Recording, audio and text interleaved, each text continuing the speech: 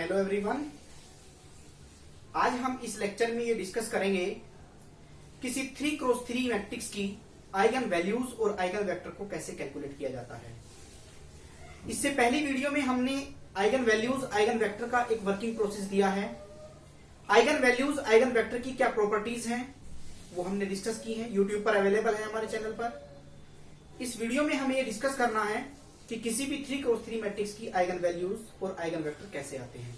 लेकिन student, working process के लिए वैसे तो आपको हमारी पिछली एक वीडियो को देखना पड़ेगा, पर यहां पर भी हमने आपकी हेल्प के लिए छोटा सा एक वर्किंग प्रोसेस लिखा है कि कैसे आइगन वैल्यू आइगन वेक्टर को कैलकुलेट किया जाता है।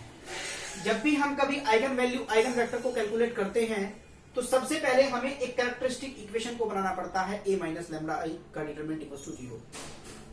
जब हमारे पास एक कैरेक्टरिस्टिक इक्वेशन आ जाती है वो लैम्डा में आती है। जितने क्रॉस जितने की मैट्रिक्स होती है लैम्डा में इतनी ही डिग्री का एक पोलिनोमियल आता है। क्योंकि हम 3x3 मैट्रिक्स की बात करेंगे, इसका मतलब 3 डिग्री का लैम्डा में एक पोलिनोमियल आपको मिलेगा।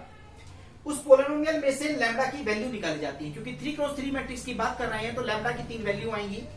वो लैम्डा की 3 वैल्यू कुछ इस तरीके से आ सकती है कि लैम्डा 1, लैम्डा 2 एंड लैम्डा 3, वो कुछ इस तरीके से आ सकती है। अब इन 3 वैल्यू के कॉरस्पॉन्डिंग हमें आइगन वेक्टर को कैलकुलेट करना है। आइगन वेक्टर की डेफिनेशन आपको दी गई है, the matrix of a minus lambda I into I X equals to 0। X is the eigen vector.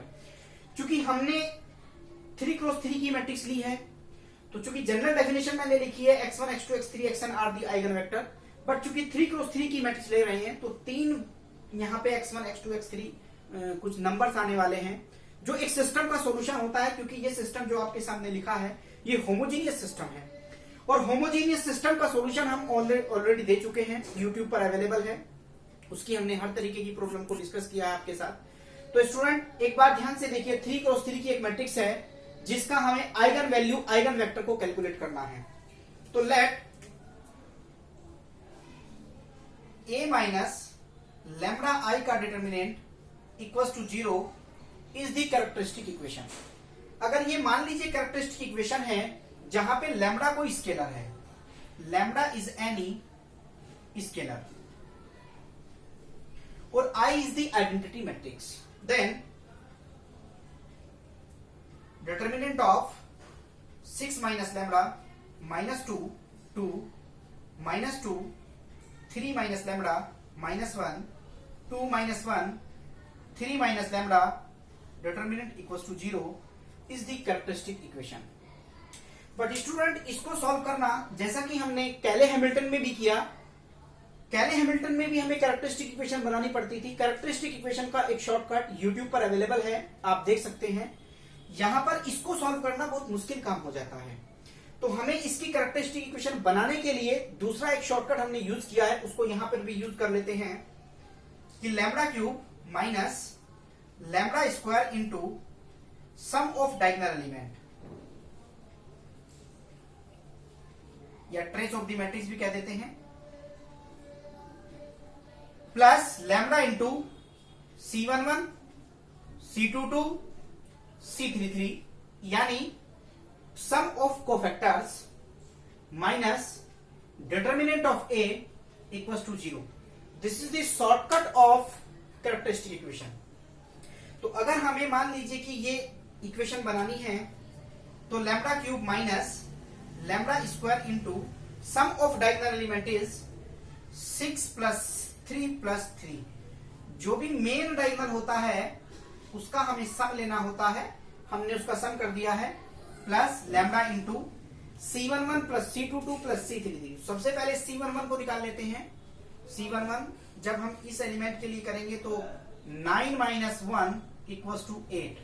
अगर मुझे C22 कैलकुलेट करना है तो इस एलिमेंट के लिए करते हैं, तो इसके लिए जब हम करेंगे तो 6 3 जा 18 माइनस 2 2 जा 4 यानी ये 14 हो जाएगा।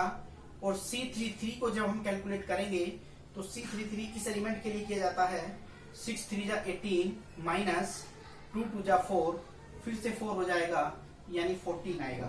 तो स्टूडेंट इसका मतलब ये हुआ कि 8 plus 14 minus determinant of A is, हमें इसका डिटरमिनेंट कैलकुलेट करना है। यूट्यूब पर शॉर्टकट भी अवेलेबल है, इसका डिटरमिनेंट हम निकालेंगे इसका जो डिटर्मिनेंट है स्टूडेंट, अगर मैं ए का डिटर्मिनेंट निकालूं तो डिटर्मिनेंट मुझे निकालना आता है, पहले इसके लिए करूंगा दिस मल्टीप्लाई बाय दिस, तो जब मैं डिटर्मिनेंट इसका कैलकुलेट करूंगा तो वो 32 आएगा। तो इसका मतलब ये है कि हमारी जो इक्वेशन है यहाँ 32 आ जाएगा, यानी आपकी इक्वेशन कुछ इस तरीके से आ रही है, कैसे, लैम्डा क्यूब माइनस 6 और 6 12 हो जाएगा, 12 लैम्डा स्क्वायर प्लस 14 14 28, ये 36 लैम्डा हो जाएगा, और माइनस 32 इक्वल्स टू 0। तो स्टूडेंट ये हमारे पास एक कैरेक्टरिस्टिक इक्वेशन आ गई है। और स्टूडेंट अगर आपकी कैरेक्टरिस्टिक इक्वेशन सही नहीं है तो इसका मतलब ये है कि पूरी प्रॉब्लम आपकी गलत हो जाएगी। इसलिए आप हमेशा इस शॉर्टकट का ही यूज करें, क्योंकि जब तक ये शॉर्टकट आपके पास नहीं लगेगा आपकी कैरेक्टरिस्टिक इक्वेशन सही निकलना बहुत मुश्किल काम हो जाएगा। तो अब आपको इस इक्वेशन को सॉल्व करना है, क्योंकि दूसरी स्टेप में ये लिखा है find the values of lambda. हमें लैम्डा की वैल्यू चाहिए, क्योंकि 3 डिग्री का पॉलिनोमियल है, तो लैम्डा 1 लैम्डा 2 लैम्डा 3 3 वैल्यू जाने वाली हैं। तो स्टूडेंट इसको सॉल्व करने के लिए यूट्यूब पर हमारी एक वीडियो अवेलेबल है, जिसमें हमने कैलकुलेटर से इस इक्वेशन को सॉल्व करना, क्यूबिक और क्वाड्रेटिक इक्वेशन कैसे सॉल्व की जाती हैं, हमने आपके साथ डिस्कस किया है। यूट्यूब पर अवेलेबल है, आप देख सकते हैं। तो जैसे ही मैं इस इक्वेशन को कैलकुलेटर की हेल्प से सॉल्व करूंगा तो लैम्डा की मेरे पास 3 वैल्यूज आएंगी। लैम्डा की वैल्यू आएंगी 2, 2 एंड 8। तो मेरे पास लैम्डा की 3 वैल्यू आई। अब ये जो वैल्यू हैं, इन वैल्यू को ही हम क्या कहते हैं, आइगन वैल्यूज। यही हमने कहा है कि सबसे पहले कैरेक्टरिस्टिक इक्वेशन बनाते हैं, लैम्डा की वैल्यू निकालते हैं, लैम्डा की वैल्यू ही आइगन वैल्यू होती हैं। अब हम आइगन वेक्टर को कैलकुलेट करेंगे। तो आइगन वेक्टर निकालने के लिए स्टूडेंट क्या करना पड़ता है कि late x equals to x1 x2 x3। ये 3 हमने इसलिए वेक्टर लिए हैं क्योंकि मैट्रिक्स हमारी 3 क्रॉस 3 की है, जिसके लिए हम पूरा काम कर रहे हैं, जिसके लिए eigen value eigen vector calculate करने हैं। x equals to this is the eigenvector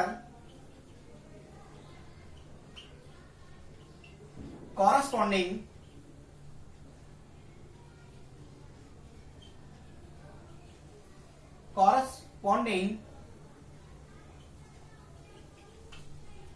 the eigenvalue lambda equals to lambda 1। lambda 1 is, हमने पहली वैल्यू को 2 कंसीडर किया है, तो पहले हम 2 वैल्यू के कॉरस्पॉन्डिंग आइगन वेक्टर निकाल रहे हैं। देन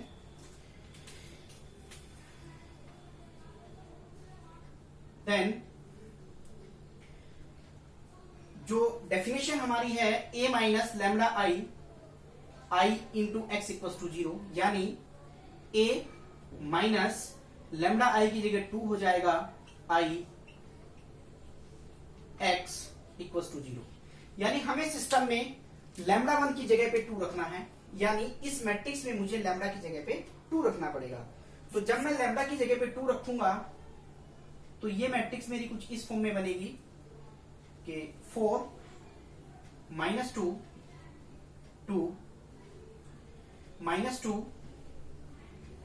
1 माइनस 1 2 माइनस 1 और 1। ये मैट्रिक्स कुछ इस फॉर्म में बनेगी, इंटू एक्स मैंने लेट किया है x1 x2 x3 और equals to 0 is the null vector, this is equals to 0। Student this is the system of homogeneous equation, यानी ये सिस्टम जो बन के आया वो होमोजीनियस का है, और होमोजीनियस सिस्टम को सॉल्व करने के लिए मुझे रैंक निकालनी पड़ती थी। तो अब मैं यहां पर रैंक कैलकुलेट करूंगा, मुझे इन दोनों को 0 बनाना पड़ेगा। तो R2 को पता करने के लिए R2 plus R1 multiply by 2, तभी 0 हो सकता है। R3 को पता करने के लिए R3 minus R1 multiply by 2, क्योंकि 2 से मल्टीप्लाई करके माइनस करेंगे तभी वो 0 बन सकता है। x1 x2 x3 equals to 0 0 0। इस तरीके से हमने इस सिस्टम बना लिया है। अब स्टूडेंट देखें तो 4 माइनस 2 2, इसमें कोई चेंज नहीं है। इसमें 2 से मल्टीप्लाई एडिशन 0, 2 से मल्टीप्लाई एडिशन 0, 2 से मल्टीप्लाई एडिशन 0, 2 से मल्टीप्लाई सब्ट्रैक्शन 0, 2 से मल्टीप्लाई सब्ट्रैक्शन 0, 2 से multiply subtraction 0. Rank of the matrix is 1.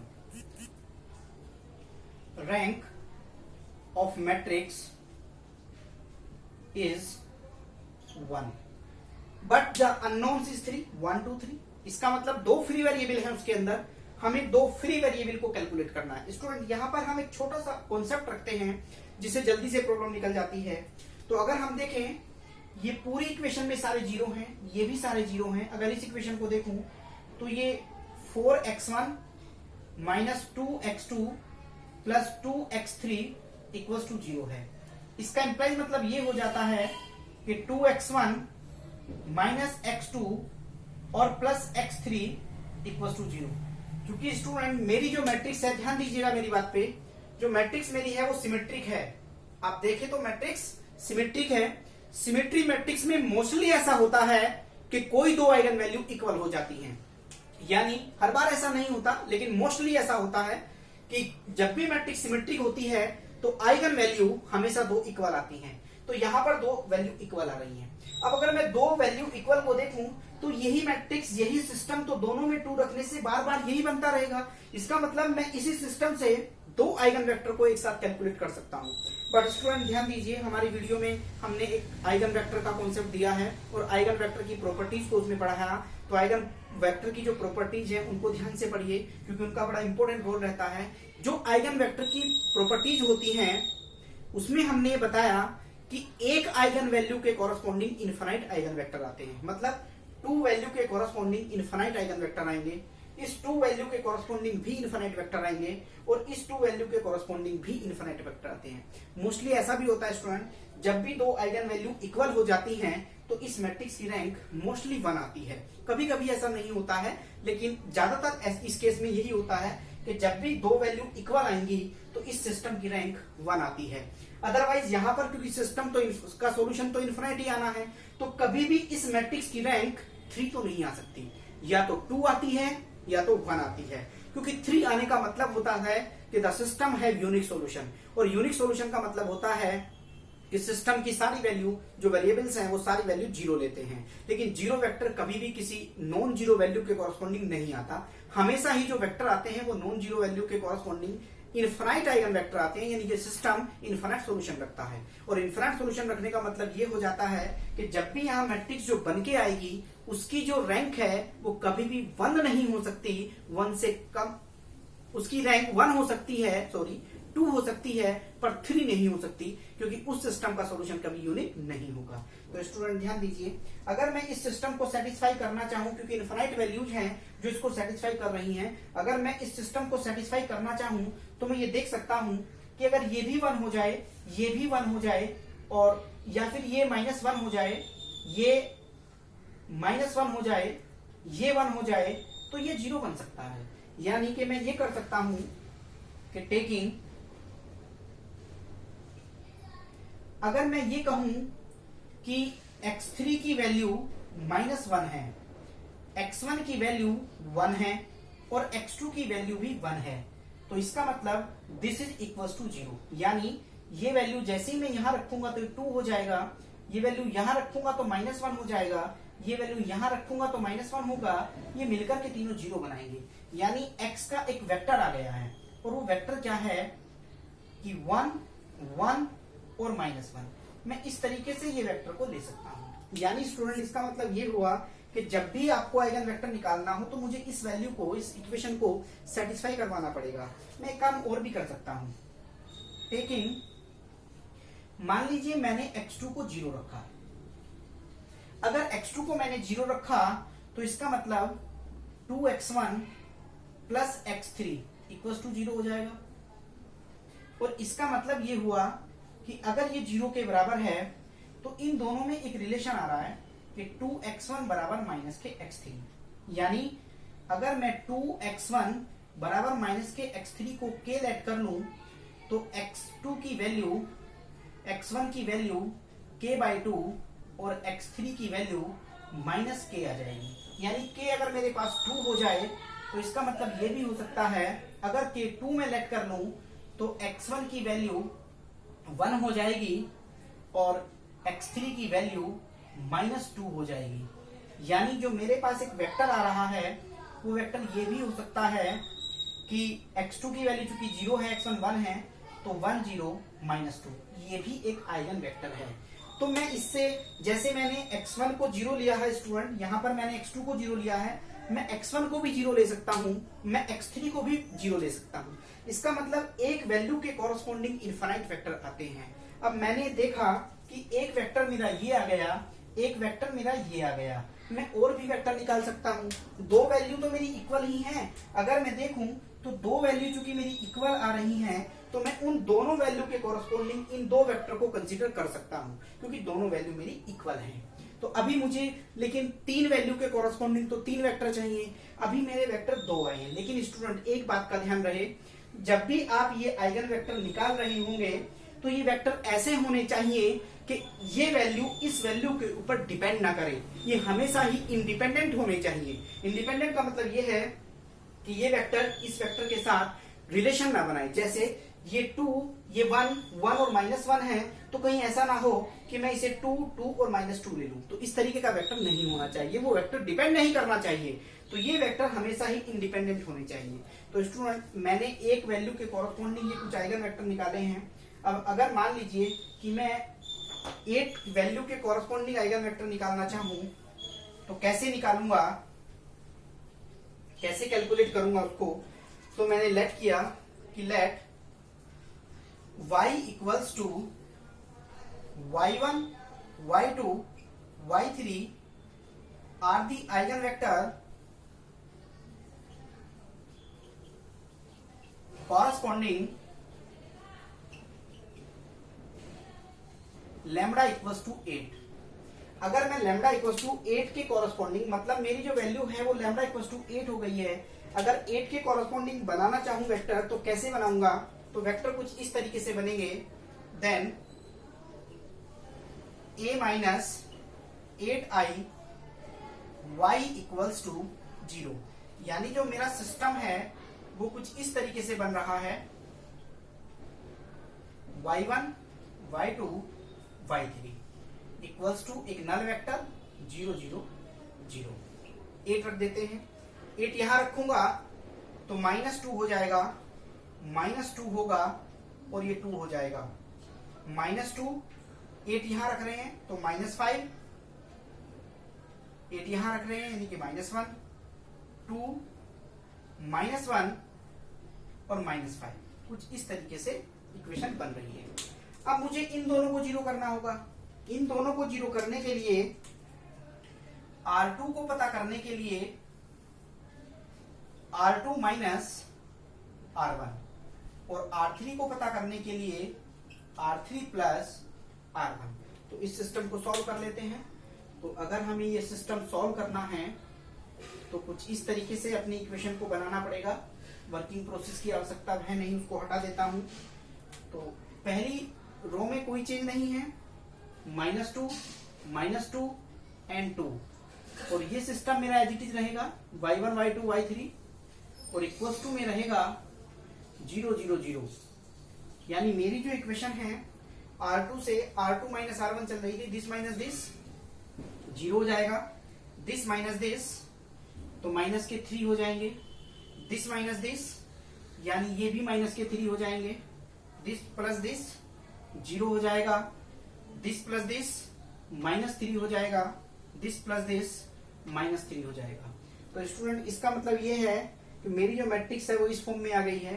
अब मुझे चूंकि रैंक निकालने के लिए इसको 0 बनाना पड़ेगा, तो R3 को पता करने के लिए R3 माइनस R2। तो जो सिस्टम है वो कुछ इस तरीके से बन के आ रहा है, y1, y2, y3 equals to 0 0 and 0। तो सिस्टम को अगर देखें, -2 -2 2 0 -3 -3 0 0 0। स्टूडेंट ध्यान दीजिए, ध्यान देने वाली बात अब ये है कि अगर मैं देखूं इस मैट्रिक्स की रैंक 2 आई है, मैंने आपको बताया था रैंक 3 नहीं आ सकती क्योंकि सिस्टम इनफाइनाइट सॉल्यूशन रखता है।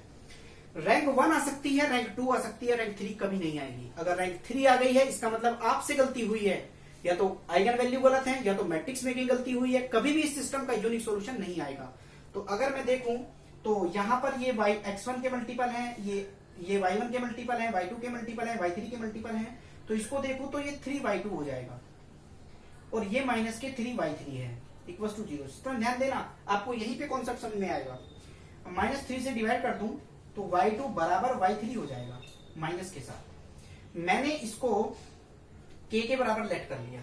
अगर मैं k के बराबर लेट कर लेता हूं तो y2 इक्वल्स टू k हो जाएगा और y3 इक्वल्स टू माइनस के k हो जाएगा। पहली इक्वेशन से अगर मैं देखूं तो माइनस के 2y1 माइनस के 2y2 और प्लस के 2y3 इक्वल्स टू 0 है।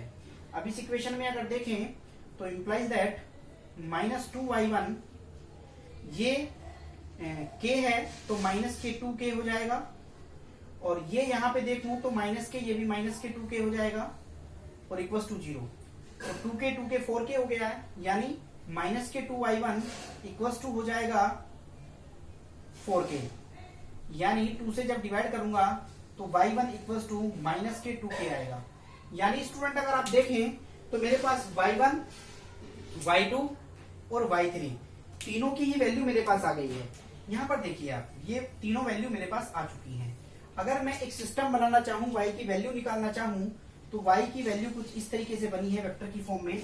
k मान लीजिए मेरे पास 1 है, अगर k 1 हुआ तो ये वैल्यू -2 हो जाएगी, ये वैल्यू y2 की वैल्यू -1 हो जाएगी और y3 की value,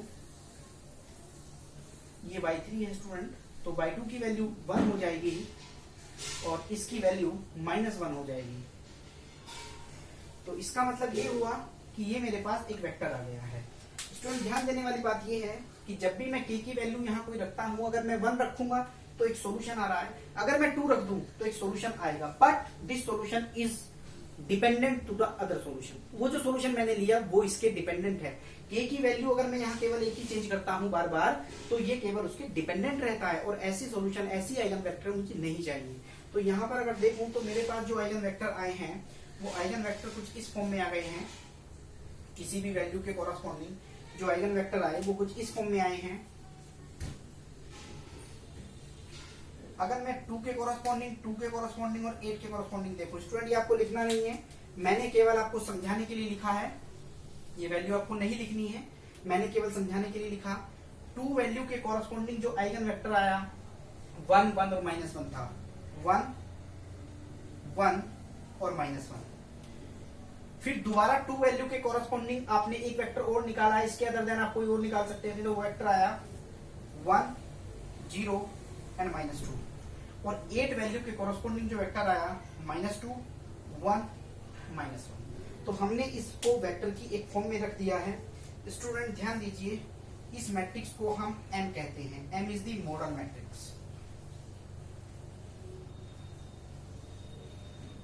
M is the model matrix. आपको मॉडल मैट्रिक्स बनानी नहीं है, आपको तो केवल वेक्टर निकाल के ही रख देने हैं। लेकिन मैंने ये मॉडल मैट्रिक्स इसलिए बनाई है कि नेक्स्ट क्लास में मैं आपको नेक्स्ट लेक्चर में समझाने वाला हूं कि अगर कोई मैट्रिक्स मेरे पास 3x3 या 2x2 की है तो उसे डायगोनलाइज फॉर्म में कैसे कन्वर्ट किया जाता है। तो हम अगले लेक्चर में यही पढ़ने वाले हैं, सीखने वाले हैं कि किसी भी मैट्रिक्स की आइगन वैल्यू, आइगन वेक्टर निकालने के बाद उसको डायगोनलाइज फॉर्म में कैसे किया जाता है, उसको डायगोनलाइज फॉर्म में डायगोनलाइज कैसे किया जाता है, उसके लिए हमें मॉडल मैट्रिक्स की आवश्यकता पड़ती है।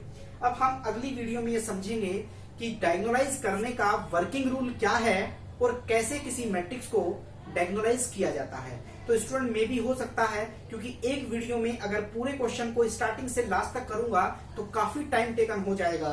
तो इसलिए मैंने सोचा है कि मैं इसी क्वेश्चन को अगली वीडियो में वर्किंग प्रोसेस करने के बाद, आपको जब वर्किंग प्रोसेस समझाऊंगा उसको समझाने के बाद मैं इसी क्वेश्चन की कैरेक्टरिस्टिक इक्वेशन को उठाऊंगा, इसी मैट्रिक्स को उठाऊंगा, इसी की कैरेक्टरिस्टिक इक्वेशन को उठाऊंगा, इसी की आइगन वैल्यू उठाऊंगा, इसी की आइगन वेक्टर जो मैंने निकाल दी है मैं इनको नहीं निकालूंगा, केवल यूज करूंगा। एक मॉडल मैट्रिक्स मेरे पास बन के आएगी जो आपके सामने लिखी है, इसी मॉडल मैट्रिक्स को यूज करूंगा और इसी मॉडल मैट्रिक्स को की हेल्प से जो मैट्रिक्स आपको दी गई है उसे डायगोनलाइज फॉर्म में कैसे लिखा जाता है, किस तरीके से कन्वर्ट किया जाता है, वर्किंग रूल के साथ आपके साथ डिस्कस किया जाएगा। Thank you very much.